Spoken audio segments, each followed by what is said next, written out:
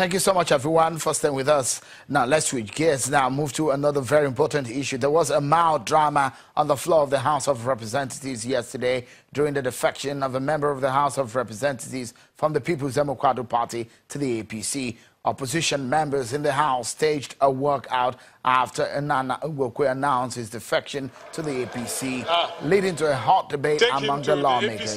This is a recurring scenario, the walkout, and especially the controversy around a member of the legislature, the campaign.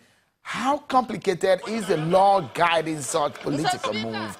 Let's get a sense and the benefit of what all this means for the point of view of the law and the benefit of the experience of my guest in our Abuja studio, Honorable West Idawusa, who was a former member of the House of Representatives. Thank you so much for joining us on the program tonight. What does the law say about a lawmaker cross-carpeting? Because cross-carpeting may be the right word to use in these issues of defections in the legislature, in the parliament. What does the law say? Was what happened yesterday the right thing? Well, Sheon, thank you for having me once again. Section 68 of the Constitution of Nigeria is very clear. It provides for the conditions under which a lawmaker can cross from one party to another. Certainly, a lawmaker cannot cross ordinarily without forfeiting his seat. But if, however, there are two conditions present, or one of these two present, then he can cross and safely maintain his seat. One is if there's a division, recognizable division in the party, and two, if the party is involved in a merger and the lawmaker belongs to one of the merging parties, then of course he will be able to cross and keep his seat. If of course there's a division and he belongs to one of the dividing bodies, he will of course be able to keep his seat. But the problem is, once he resigns from one party, the onus of proof is on him to show that the conditions upon which he can leave his party exist. For example, when the lawmaker resigned yesterday, he ought to prove before the House that he was resigning on the basis of existing conditionalities that were present that warranted his resignation. If that is not done, the Speaker ought to require that evidence.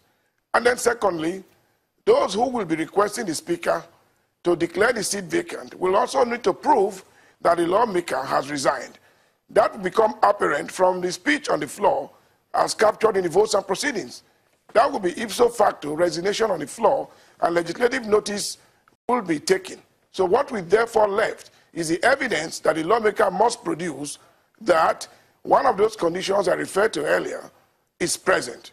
Otherwise, the destination should be to the law court. If you know what happened in Abegunde versus the Speaker of the House of Assembly and others, the Supreme Court was emphatic on the point that a lawmaker cannot just leave his political party. He can only leave if any of those conditions are present. And it is even further complicated. You cannot say there's a faction in a party. If there's a mere quarrel in a remote branch of the party or a small fraction of the party, very tiny fraction of the party, agitating for some recognition within the party, that cannot amount to the type of division or factionalization which can qualify you to move from one platform to another. Honorable West Idawusa, you've been in this game before, and when we see this, the PDP had always said, look, we will challenge your defection. We've seen several defections in the past months. Well, if you look at what the lawmaker said, he said he has resigned from the PDP, from his former party, about 12 months ago. And the question some of the is now former colleagues in the party are saying is that, what was he waiting for over a year or about a year before making a decision? And if you look at the video, or the footage there, you see that it was an intentional political move. You will see that the governor of the state, Imo, where the lawmaker comes from, is actually in the chamber in the first place. Can the governor actually come to the floor? Well, the point is the governor can come to the floor if he's granted permission by the House of Representatives upon the direction of the Speaker to be present on the floor. But let me make this very, very clear. When a lawmaker says that he resigned from a political party 12 months ago, I think that is the height of an abuse of legislative process. On what platform was the lawmaker then sitting in the House? The law is clear that you cannot be elected to a public office in Nigeria unless you are sponsored by a political party. So if you have resigned from a party 12 months prior to your announcement on the floor, then of course that resignation is unknown to law. The only resignation that is known to law is the one that you have made on the floor of the House, to the House of Representatives. And that is on that basis that you will be assessed and the appropriate decision taken. I think I would like to end this by saying that there is a need to understand that it is always normal for political parties to play games with each other. But that must not be at the expense of Nigeria's democracy.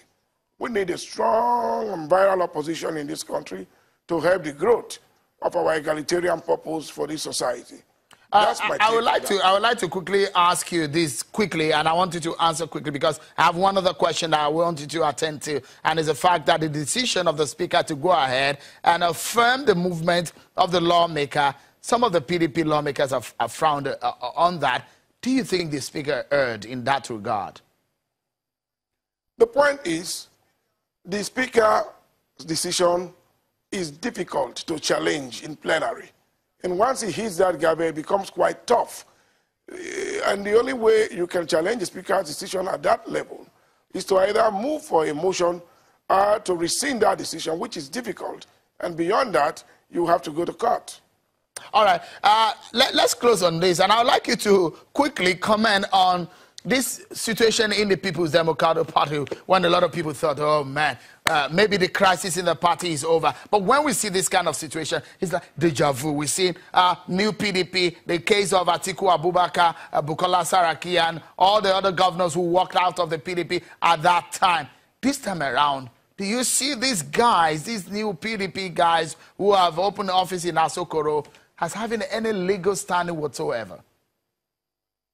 Well, in the eyes of the law, no. Because even if you say the convention was not valid, the status quo would be that the McCarthy caretaker committee remains in power, having been recognized by the Supreme Court. But that's not even the point. That convention was witnessed by INEC, and that results declared and affirmed. I think what they are doing is that they are protesting the results. They should either resort to their constitution or go to court. I don't think their option is to open a new secretariat. That is to abuse the political process. Dr. Wesley, always a pleasure. It delights my soul having you talk to us on some of these very difficult issues. Thank you so much for your time on the program. Dr. Wesley, a former member of the House of Representatives, an expert in policy and governance. And thank you also, Mr. Godwin Duru. I hope you resolve your issues with your party in the coming days. That's our show, everyone. And thanks for being part of it. I'm Shimon Kimale. Bye for now.